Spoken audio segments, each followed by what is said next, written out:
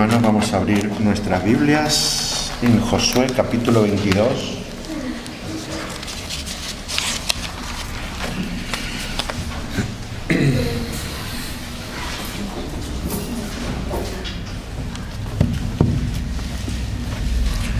Josué capítulo 22.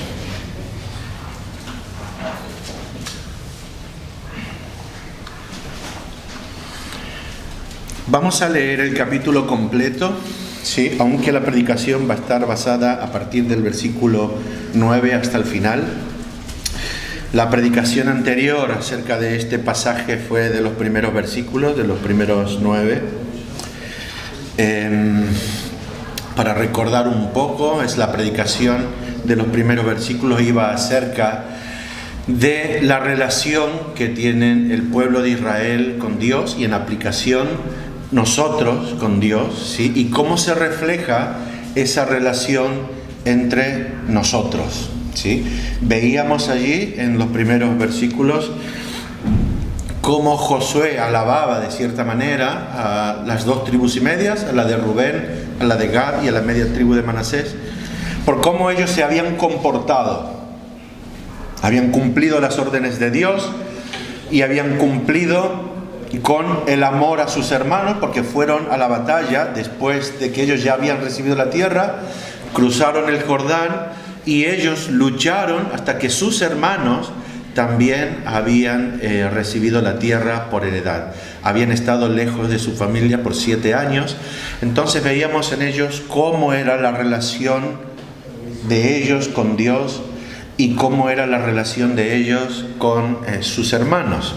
Y esa era la aplicación principal para nosotros, pensando en nuestra relación con Dios y pensando también en cómo se refleja esa relación con nuestros hermanos. Y teniendo esto en mente, porque va todo un hilo, vamos a leer todo el pasaje, ¿sí? Y la predicación va a estar basada desde el versículo 9 hasta el final. Dice así, Josué capítulo 22. Entonces Josué llamó a los rubenitas, a los gaditas y a la media tribu de Manasés y les dijo: Vosotros habéis guardado todo lo que Moisés, siervo de Jehová, os mandó, y habéis obedecido a mi voz en todo lo que os he mandado. No habéis dejado nada, no habéis dejado a vuestros hermanos en este largo tiempo hasta el día de hoy, sino que os habéis cuidado de guardar los mandamientos de Jehová vuestro Dios.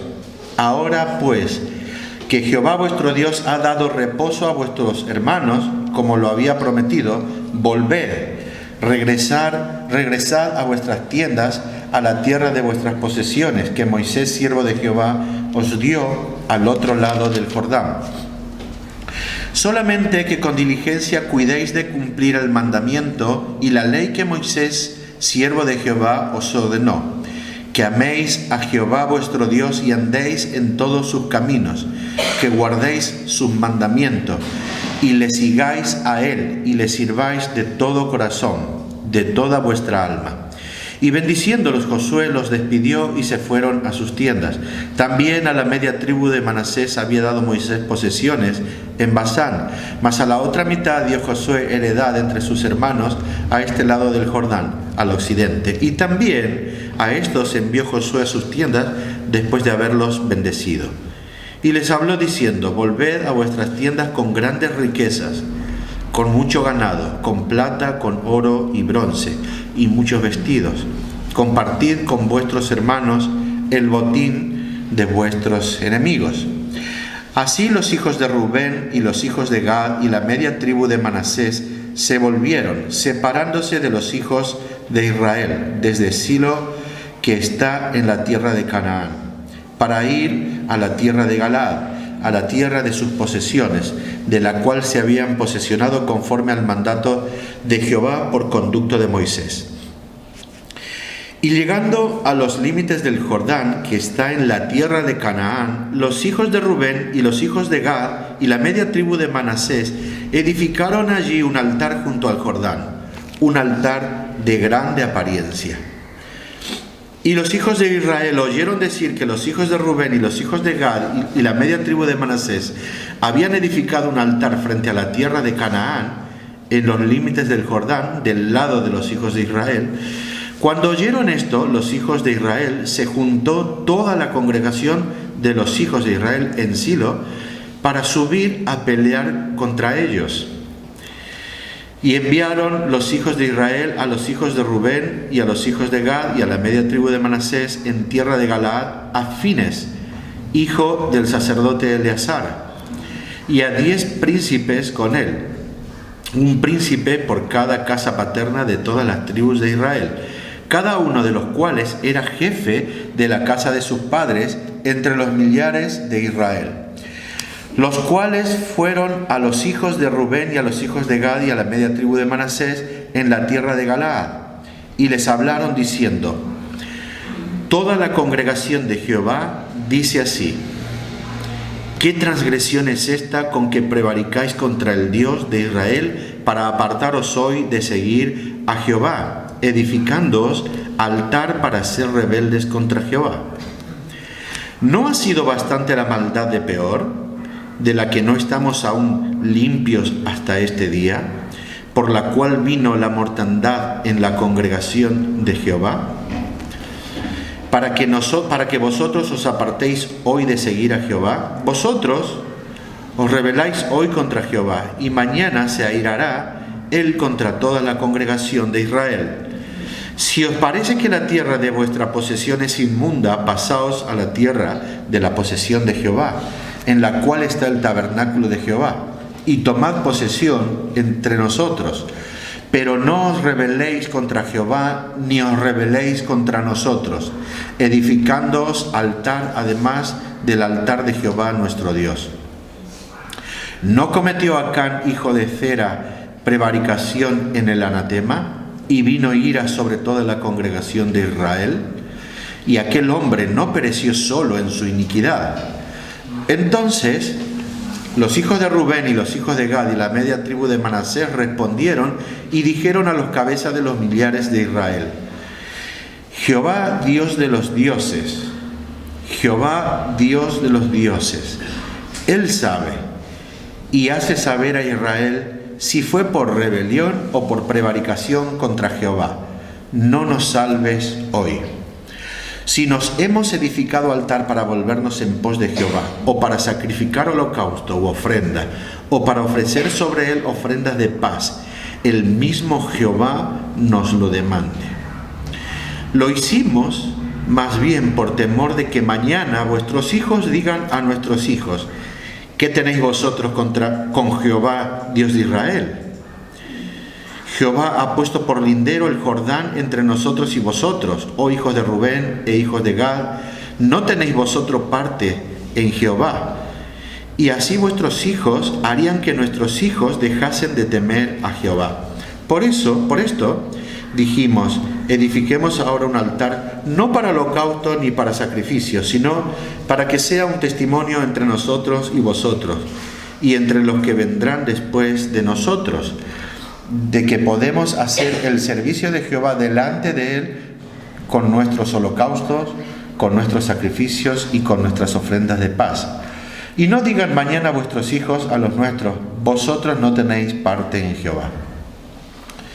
Nosotros pues dijimos: si aconteciere que tal digan a nosotros o a nuestras generaciones en lo porvenir, entonces responderemos: mirad el símil del altar de Jehová, el cual hicieron nuestros padres, no para holocaustos o sacrificios, sino para que fuese testimonio entre nosotros y vosotros. Nunca tal acontezca que nos rebelemos contra Jehová, o que nos apartemos hoy de seguir a Jehová, edificando altar para holocaustos, para ofrenda o para sacrificio, además del altar de Jehová nuestro Dios, que está delante de su tabernáculo.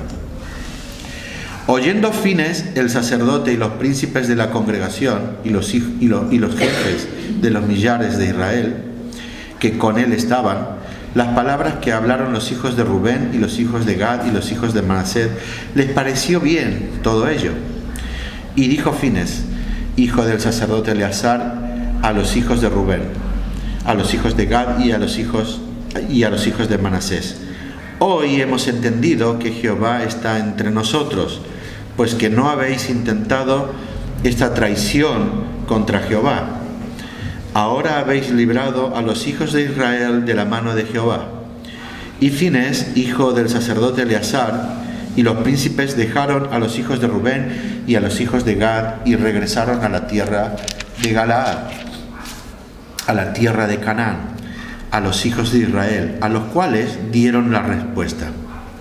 Y el asunto pareció bien a los hijos de Israel, y bendijeron a Dios los hijos de Israel, y no hablaron más de subir contra ellos en guerra para destruir la tierra en que habitaban los hijos de Rubén y los hijos de Gad. Y los hijos de Rubén y los hijos de Gad pusieron por nombre al altar Ed, porque testimonio es entre nosotros que Jehová es Dios. Amén.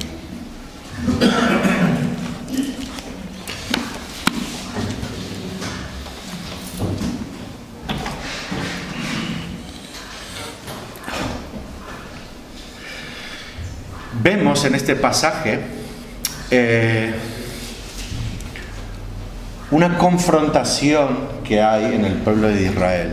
Ya era el momento en el que ellos debían disfrutar de la tierra que Dios les había entregado, ¿sí? Porque ellos ya habían entrado en la tierra, habían luchado y Dios se había entregado la tierra en posesión, lo que Dios les había prometido. Y era el momento de disfrutar. Entonces ellos van a separarse, van a volver al lugar que ellos habían recibido por heredad, cruzando el Jordán, ¿sí? Pero ocurre que cuando ellos llegan al Jordán se les ocurre algo. Hay un poco de silencio de parte de Dios en este pasaje, porque no se nos habla si ellos consultaron a Dios, si ellos o Dios fue el que les dijo que construyera esto. No se nos habla de esto. Tampoco se nos habla directamente en el pasaje de que sea un pecado de ellos. Así como tampoco se nos habla acerca de si fue un pecado la reacción que tuvieron sus hermanos de querer ir a matarlo por lo que habían hecho. Pero bueno, este pasaje nos enseña que en la iglesia, también entre hermanos, podemos tener algún tipo de confrontación por algún malentendido o por algo que alguien esté haciendo.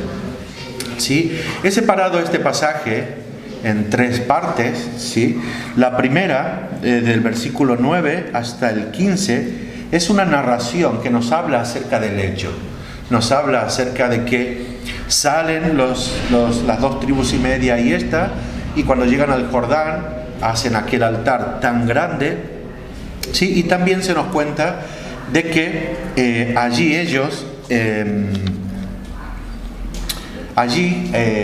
el pueblo de Israel se entera de que habían hecho este altar, ¿sí? Entonces se reúne el pueblo de Israel, ¿sí? Parece ser que debaten qué es lo que van a hacer, ¿sí? Porque se nos dice que mandan a Fines, el hijo del sumo sacerdote, Eleazar, y mandan a 10 príncipes, ¿vale? De las 10 tribus que vivían de ese lado. Eso es lo que se nos narra como hecho. Y luego, la segunda parte, se nos habla de ese diálogo que hay entre el sacerdote Fines con los principales de las 2 tribus, estas 2 tribus y media. ¿Sí?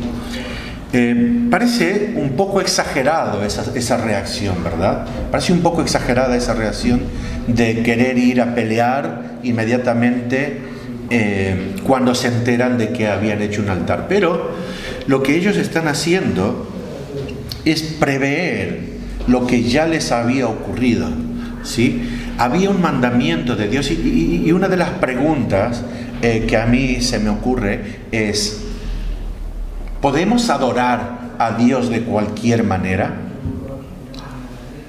¿Cualquier cosa vale para adorar a Dios? ¿Cualquier ocurrencia que tengamos vale para adorar a Dios? ¿Acaso Él no deja en su palabra escrito cómo debemos de adorarle? Ellos ya tenían los libros que había escrito Moisés, y Dios ya les había dicho de que no podían levantar ningún altar, solamente tenían que mantener el altar que estaba en el tabernáculo, donde se hacían los holocaustos, donde se presentaban las ofrendas y todo esto. Entonces, y ya tenían también el pueblo de Israel la experiencia de lo que ocurría cuando ellos desobedecían, ¿sí? Y aunque estas consecuencias que ellos habían pensado en ir a pelear con sus propios hermanos, parece exagerada, pero viendo lo que ya había pasado, no es para nada exagerado. De hecho, a muchos de nosotros seguramente, cuando hemos empezado a leer la Biblia desde un comienzo y vemos cuando Dios crea a Adán y Eva, también podemos pensar de que el castigo de Adán fue un poco exagerado, ¿verdad? ¿Ah, que sí? Y podemos pensar, oye, ¿no crees que por haber comido un fruto todo lo que ha pasado, todo lo que ocurre, no es un poco exagerado? La muerte, bueno, no es exagerado absolutamente para nada, porque incluso podemos ver allí que no es exageración, sino que hay misericordia en Dios por no haber destruido directamente a Adán cuando comió del fruto que no debería haber comido, porque a causa de haber comido ese fruto es la separación espiritual, es la muerte espiritual que tuvo Adán, y es esa separación entre la raza humana y entre Dios. Esa relación se cortó, y eso es lo que heredamos todos nosotros. Y a causa de esa separación espiritual, de esa muerte espiritual, ha entrado todo lo demás, todo tipo de pecado. O sea, el hecho de haber desobedecido en ese momento fue la causa de todo lo demás, de todos los pecados que podemos ver hoy. Los asesinatos, bueno, de hecho, al poco tiempo se ve cómo Caín mata a su hermano Abel, ¿sí? El adulterio, tantas cosas que se ve, y no solo en la Biblia, sino las cosas que vemos hoy en día, la guerra. El mundo no está funcionando de la manera en la que Dios lo diseñó realmente, porque Dios maldijo al mundo a causa del pecado del hombre. Y vemos tantas cosas a consecuencia de esa desobediencia, que el punto no es si el comer el fruto se merecía semejante castigo, sino la muerte espiritual es lo que provocó todo lo que vemos hoy. De la misma manera, no fue exagerado que ellos fueran a averiguar allí en ese momento qué es lo que estaban haciendo estas 2 tribus y media. De hecho, cuando ellos van allí, le preguntan a sus hermanos, ¿qué es esto? Y esa pregunta es inculpatoria, ¿sabéis? Porque les está diciendo, ¿qué es esta transgresión que habéis cometido aquí? ¿Qué estáis haciendo? ¿No fue bastante ya con lo que nos ocurrió en Peor? Peor era un lugar donde el pueblo de Israel habían empezado los hijos del pueblo de Israel a tener relaciones con mujeres moabitas, y Dios los castigó por ese pecado. Murieron 24.000 personas del pueblo de Israel, 24.000 personas por el pecado de unos cuantos. ¿Veis? Entonces ellos les están diciendo, no ha sido suficiente esto, no ha sido suficiente el haber experimentado ya en vuestras propias carnes cómo la desobediencia a Dios acarrea el castigo para todo el pueblo. Es lo que le está diciendo Fin. De hecho, Fines estuvo allí. Y Fines, cuando fue lo de peor, el pecado allí, mató a uno de los príncipes de Israel y a la mujer con la que tenía relación, que era una moabita, y en ese momento Dios paró la matanza en Israel, porque vio el celo de Fines. Y el hecho que vaya Fines a hablar ahora también puede haber sido un motivo como de preocupación para el pueblo de Gad, para el pueblo de Rubén, porque ellos verían a una persona con mucho celo a causa de la obediencia a Dios. Fines era un sacerdote que tenía mucho celo por la obediencia a Dios. También les habla acerca de Acán. El pecado de Acán había ocurrido unos años antes, cuando entraron a Jericó. Acán lo que hizo fue quedarse con cosas que no podía, con oro, con manto babilónico, me parece. Se había quedado con cosas que él no tendría que haberse quedado, porque Dios les había mandado que no tenía que quedarse con cosas de allí, sino que todo tenía que ser quemado. Y Acán, por ese pecado, no murió solo él. También ese pecado tuvo las consecuencias de que luego ellos, cuando fueron a combatir contra Ai, perdieron la batalla. Sí, esa fue la consecuencia. Entonces, el pecado, por más que sea de una sola persona, lo que hizo en ese momento fue que todo el pueblo de Israel recibiera el castigo por ese pecado. Entonces, aunque esto para ellos, el hecho de levantar el altar, y esa parecía una buena idea, ¿no? Porque luego lo vemos de cuál es la razón por la que ellos levantan el altar. Pero a pesar de que sea algo aparentemente bueno, ¿sí?, ¿se puede convertir en pecado? A veces podemos tener buenas ideas, ¿sí?, y creer que nosotros con nuestras buenas ideas podemos llegar a adorar a Dios o que estamos sirviendo a Dios. Pero a veces no pasan de ser buenas ideas y se pueden convertir en pecado. El hecho de que tengamos buenas ideas y queramos o querramos implementar ideas buenas en la congregación, pero que no sean realmente, imagínate que queremos hacer algo, implementar algo en la iglesia, sí, pero que no hayamos ni puesto en manos de Dios lo que vayamos a implementar. ¿No sería algo malo? ¿No sería malo no contar con la aprobación de Dios antes, o por lo menos consultarlo a Él? ¿No nos enseña eso el pasaje, que todas las cosas debemos de ponerla en mano de Él? Es importante, y muchas veces nosotros en nuestra vida, de hecho cada día tenemos que tomar decisiones, sean grandes o sean pequeñas, pero las dejamos en manos de Dios. Y tenemos muchas ideas porque pensamos muchísimos, pero las ponemos en manos de Dios. A veces las buenas ideas se pueden convertir en eso. Y podemos tener buenas ideas y no compartirlas, sino que ejecutarlas directamente, pero que esa buena idea de pensar erróneamente a alguno de nuestros hermanos. ¿Qué es lo que ocurre aquí? A ellos se les ocurre una buena idea. Vamos a levantar un altar para que sea un testimonio de que nosotros también tenemos parte en Jehová, de que podemos adorar. Pero no se lo dicen a nadie, no se lo dicen a sus otros hermanos. Ellos edifican el altar, sabiendo que hay un mandato que no pueden edificar un altar donde ofrecer holocaustos ni hacer nada de esto.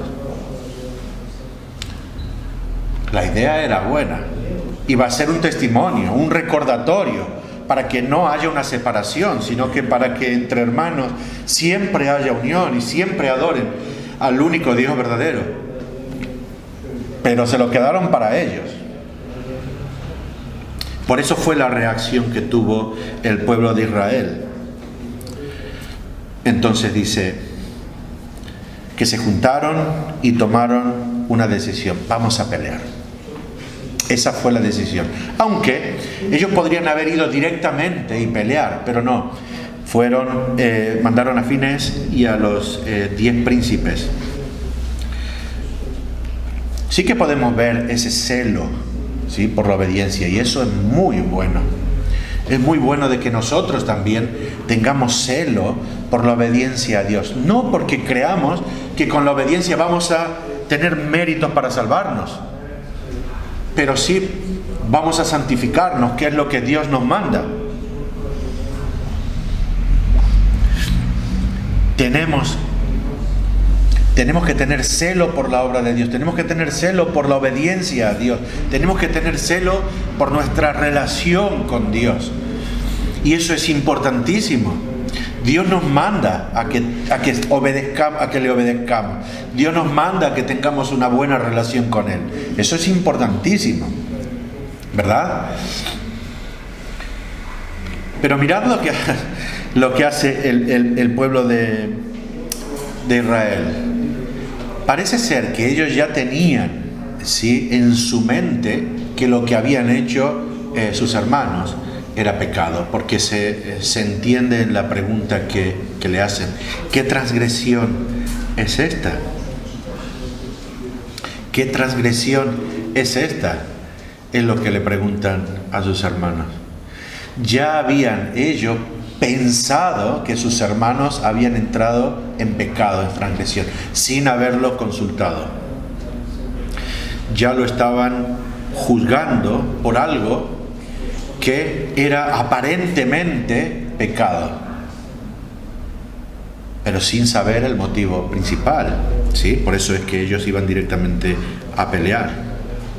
Pero ellos estimaron en mayor valor su buena relación con Dios, porque hemos visto que ellos venían de una muy buena relación con Dios. Ellos estimaron en mejor mantener la buena relación con Dios incluso que la vida de sus hermanos. Nosotros debemos de tener a nuestro Dios, a nuestra relación con Dios, como lo principal en nuestra vida. Eso es lo que nosotros debemos de mantener y de tener como principal objetivo nuestra relación con Dios. Aun cuando nos insulten, aun cuando por motivo del Evangelio nos crezcan los enemigos, ¿sí? Pero lo principal en nuestra vida tiene que ser el mantener esa relación con Dios. Ellos estimaron en mayor valor esa buena relación, tanto que dijeron: esto que han hecho nuestros hermanos nos va a traer un castigo, vamos a pelear con ellos, vamos a ver qué es lo que está ocurriendo. Y en el diálogo, ¿sí?, a partir del versículo 16 hasta el 31, se nos muestra que ellos tienen una interpretación incorrecta. Una interpretación incorrecta, que es lo que lo llevó a ellos a juzgarlo de manera injusta, ¿sí? Ellos dicen: ¿qué transgresión es esta? Habéis prevaricado, sois infieles y rebeldes contra Dios. Eso es lo que dicen ellos. Ya los están acusando de transgresión, de prevaricación, de haber abandonado a Dios, ¿sí?, y de ser rebeldes contra Dios. Solamente porque ellos habían juzgado por lo que habían visto, por lo que habían oído, que ellos habían levantado un altar. ¿Pero acaso no obramos nosotros también muchas veces de esa manera? Sin saber qué es lo que la otra persona está pensando o por qué hacen los actos, ya nosotros podemos culpar a alguien solamente por un hecho que vemos. Algo que ocurre muy a menudo. Mandamos un mensaje de WhatsApp, por ejemplo, y no nos contestan. O escriben algo que no nos gusta. ¿Cómo reaccionamos? Es que le he mandado este mensaje hace 3 horas y ya lo ha leído. Oh, mira, ya lo ha leído. ¿Por qué no me contesta? ¿Qué pasa? ¿Está enfadado conmigo? Estoy seguro que está enfadado conmigo. No pensamos cosas aún sin saber. No juzgamos a otra persona por cosas sin tener un conocimiento real de lo que está sucediendo.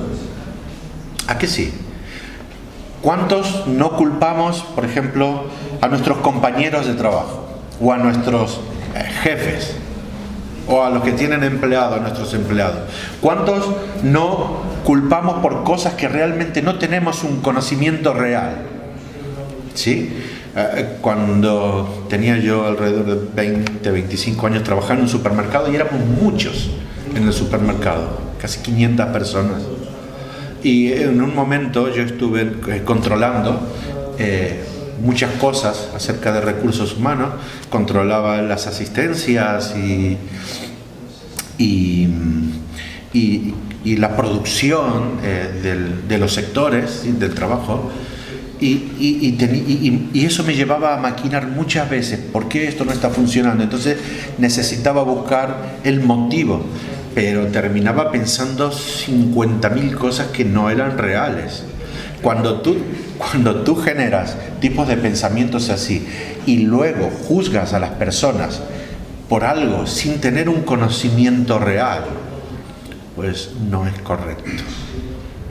No es absolutamente correcto. Y esto es lo que vemos. Pero como lo dije antes, aunque Dios no nos habla en este pasaje acerca de si fue pecado lo que hicieron uno o fue pecado lo que hicieron otro, pero esto puede llevar a lo que vemos aquí, los malos entendidos, ¿sí? Y a acciones que no deberían de llegar a hacerse.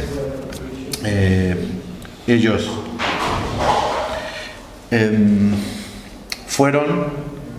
hablaron con las 2 tribus y media que estaban allí, ¿sí? Y le plantean la situación, ¿sí? Cuando tú lees cómo el pueblo de Israel encara la situación después de que los culpan, cuando tú ves cómo ellos encaran la situación, es la manera correcta en la que nosotros deberíamos encauzar cualquier problema que podamos tener entre nosotros. Porque ellos utilizan los hechos, lo que para nosotros es la palabra de Dios. Ellos tenían todos los hechos que les habían ocurrido, toda la experiencia de lo que les había ocurrido, cómo Dios había ido actuando cuando el pueblo pecaba, ¿sí? Entonces lo que para ellos fue su experiencia, para nosotros hoy es la Biblia, ¿sí? Porque todo esto fue inspirado por el Espíritu Santo para que fuese escrito y que hoy forma parte como la Biblia, como la palabra de Dios para nosotros. Entonces ellos lo que estaban haciendo es aplicar la Biblia o aplicar la palabra de Dios. Eso es lo que le estaban diciendo ellos a las tribus estas que habían levantado el altar. ¿Acaso no fue suficiente con lo que ocurrió en Peor? ¿Acaso no fue suficiente lo de Acán? ¿Veis? Ellos están siendo bíblicos, diríamos ahora. Nosotros no podemos poner nuestras experiencias y predicar acerca de nuestras experiencias como palabra de Dios, porque la palabra de Dios ya está cerrada, es perfecta, ¿sí? Pero ellos sí, porque en ese momento se estaba escribiendo la palabra de Dios. Y nosotros, cuando tenemos asuntos de confrontación, como en estos casos, sí que tenemos que ir a la palabra de Dios. Pero siempre, no solo en momentos de confrontación, en cualquier momento. Queremos ver cómo se adora a Dios, tenemos que ir a la palabra de Dios. Queremos ver cómo tiene que ser nuestra relación con Dios, tenemos que ir a su palabra. Queremos ver cómo cómo tiene que ser nuestra vida, o cómo se hacen las cosas en la iglesia. Tenemos que ir a la palabra de Dios. Él es nuestra guía, su palabra es nuestra guía. Y eso es lo que están haciendo el pueblo de Israel. ¿Qué respuesta tenemos de las 2 tribus y media? Dice, Dios sabe y hace saber a Israel. La tribu de Rubén, Gad y la media tribu de Manasés dicen: Dios sabe y hace saber a Israel. Les están diciendo a sus hermanos: Dios, que lo sabe todo, ellos dicen el Dios de dioses, Dios, quien lo sabe todo, Él sabe el motivo por el cual lo hemos hecho. No buscan una excusa en ellos mismos, no buscan una excusa sin tener en cuenta a Dios. Ellos buscan a aquel que es el juez justo y verdadero. Dios sabe y hace saber a Israel: si lo que ustedes dicen es verdad, que Dios no nos salve. Si lo que ustedes dicen es verdad, porque ellos decían que habían transgredido, ¿sí?, que habían levantado un altar para hacer holocaustos, que ellos eran rebeldes, y les está diciendo: si lo que ustedes dicen es verdad, que Dios no nos salve, que venga lo que venga. ¿Sí? Entonces ellos explican que el altar es un testimonio. El altar no lo levantaron para reemplazar al otro altar que estaba en el tabernáculo. El altar lo levantaron para que sea un testimonio, que cuando ellos vean, de ambos lados, sepan que eso es algo, les recuerde que ellos están unidos por la relación con Dios, tanto los que estaban en Oriente o en Occidente, las 10 tribus que estaban de un lado o las 2 tribus y media que estaban del otro lado. El altar no fue para holocaustos, ni para sacrificio, ni para ofrenda de paz, sino que el altar fue para testimonio. Esa fue la respuesta.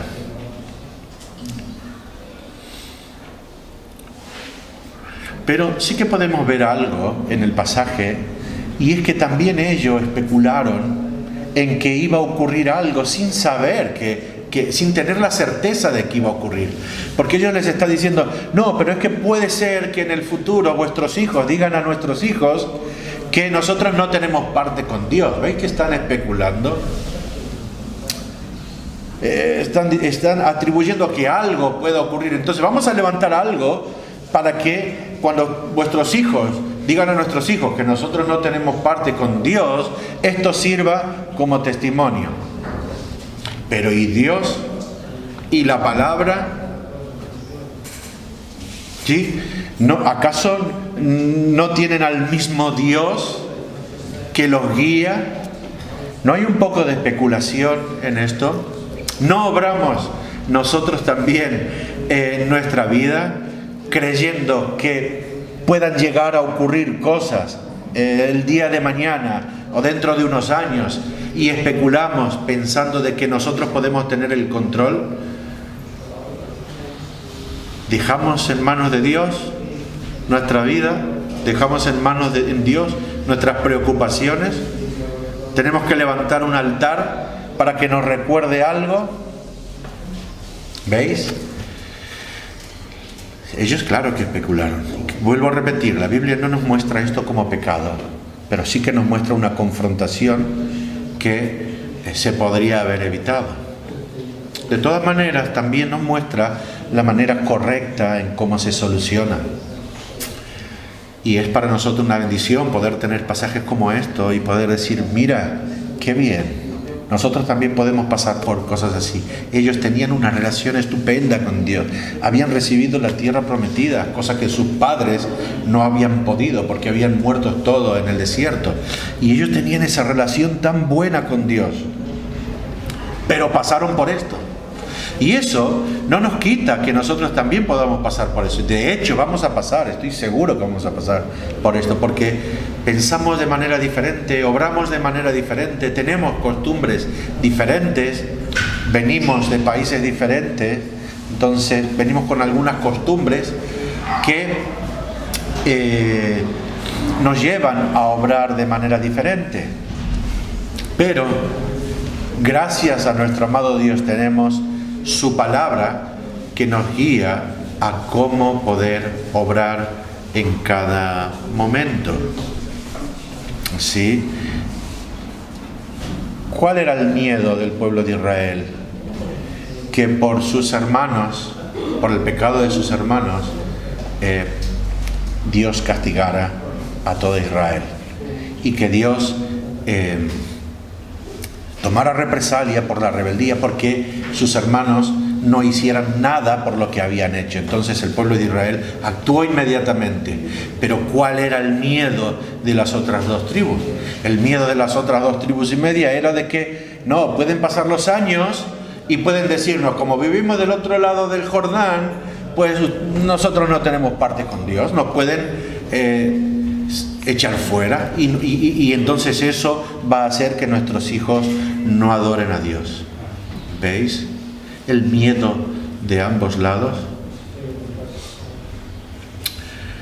No es más que especulación lo que ellos utilizaron para poder levantar aquel altar.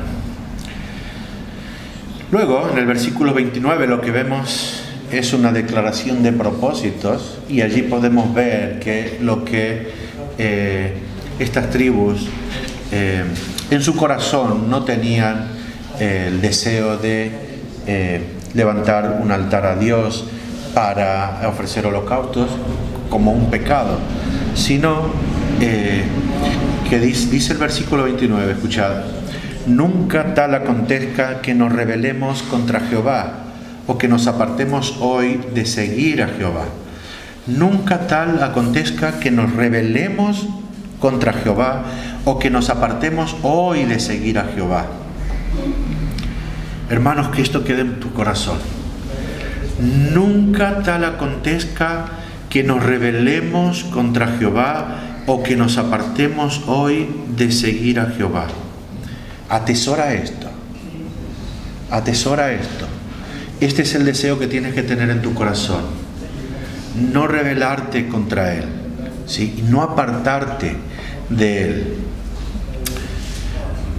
Es un sentir estupendo lo que tienen ellos. Lo que pasa es que luego, y esto ya es adelantarme a los hechos, el altar no sirvió. Después, en las generaciones siguientes, se separan los reinos. Reino del norte, reino del sur. ¿Lo recordáis? Adoraban en un lado, adoraban en otro. ¿Veis? No servía de nada este altar. Pero el sentido del corazón que tenían estas personas es el sentido del corazón que tenemos que tener nosotros. Lo otro fue la otra generación, pero el sentido que tenían ellos: nunca tal acontezca que nos rebelemos contra Jehová, o que nos apartemos hoy de seguir a Jehová, edificando altar para holocaustos, para ofrenda o para sacrificio, además del altar de Jehová nuestro Dios que está delante de sus tabernáculos. Ellos entendían que el único altar que tenía que estar era el que estaba en el tabernáculo, y era el altar que se tenía que utilizar para los sacrificios, para las ofrendas, ¿sí? Pero el deseo de su corazón es el deseo que te animo, y que es el deseo que tengo que tener yo también, de nunca rebelarnos contra Jehová, ni separarnos de Él.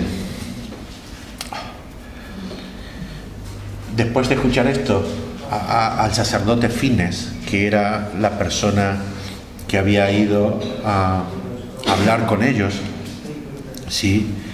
Fines acepta esto como lo real, y entiende que Jehová estaba entre ellos, ¿sí? Por haber escuchado estas palabras. Él dice: ahora entiendo que Jehová está entre nosotros y que nos habéis librado del castigo, ¿sí? Fue esta declaración. Ahora ya nos llevaban esa actitud por haber visto el altar.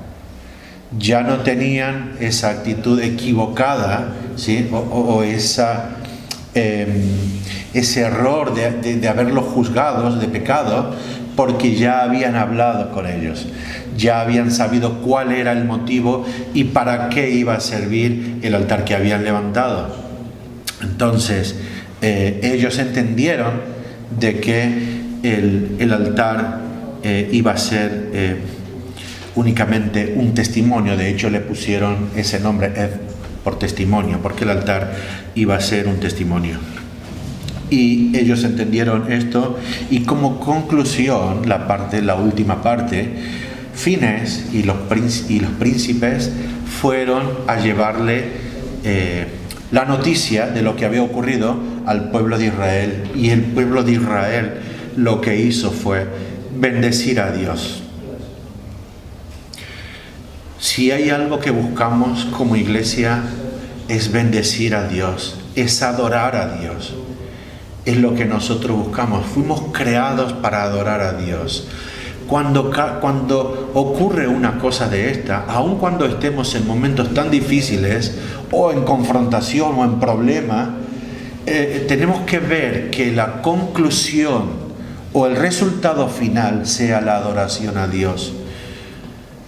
No que digan que tenemos razón o no tenemos razón, que nosotros estamos en lo correcto, que esto no está bien, que no tenemos que buscar un ganador. Lo que tenemos que buscar es que nuestro corazón adore a Dios. Y es lo que hizo el pueblo de Israel, adorar a Dios. Cuando vieron que sus hermanos no estaban cometiendo esa rebeldía de hacer un altar aparte del altar que ya existía, sino que ellos buscaban en su corazón el nunca rebelarse y el nunca apartarse de Jehová. Hermano, si hay algo que tenemos que hacer nosotros es eso. Y vamos a intentar de solucionar cualquier problema, cualquier situación, buscando ese motivo principal de nuestra vida, adorar a nuestro Dios. La respuesta fue satisfactoria al pueblo de Israel. Bendijeron a Dios los hijos de Israel. Nosotros también debemos de buscar bendecir a nuestro Señor. Vamos a orar.